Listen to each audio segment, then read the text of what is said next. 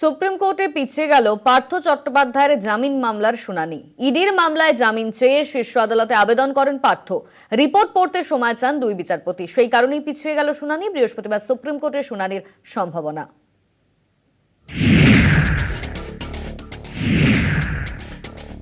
নিয়োগ দুর্নীতি মামলায় একের পর এক জামিন।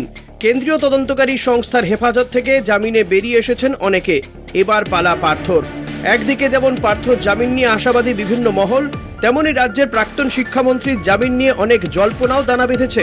এই আবহে সুপ্রিম কোর্টে পিছিয়ে গেল পার্থর জামিন মামলার শুনানি। নিয়োগ দুর্নীতিতে ইডির মামলার শুনানি ছিল শীর্ষ আদালতের বিচারপতি সূর্যকান্ত এবং বিচারপতি উজ্জ্বল ভূঁইয়ার ডিভিশন বেঞ্চে। তবে সোমবার পিছিয়ে গেল শুনানি। বৃহস্পতিবার মামলার পরবর্তী শুনানির সম্ভাবনা।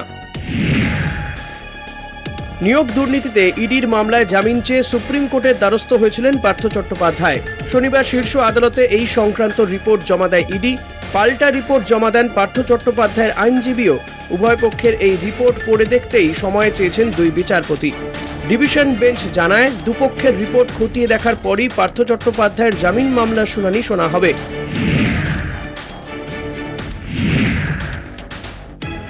পার্থ জামিনের আবেদন জানিয়ে তাঁর আইনজীবীর দাবি ছিল, পার্থ চট্টোপাধ্যায়ের বাড়ি থেকে কোনো নগদ উদ্ধার হয়নি। অর্পিতার বাড়ি থেকে কোটি কোটি টাকা উদ্ধার হলেও তিনি জামিন পেয়ে গিয়েছেন। এছাড়াও এই মামলায় জেলবন্দী হিসেবে পার্থ সর্বোচ্চ সাজার 1/3 মেয়াদ উত্তীর্ণ হয়ে গিয়েছে। অন্যদিকে ইডির আইনজীবীর দাবি, শিক্ষামন্ত্রী থাকাকালীন পার্থ চট্টোপাধ্যায়ের সময়ে শিক্ষাক্ষেত্রে সবথেকে বেশি দুর্নীতি হয়েছে।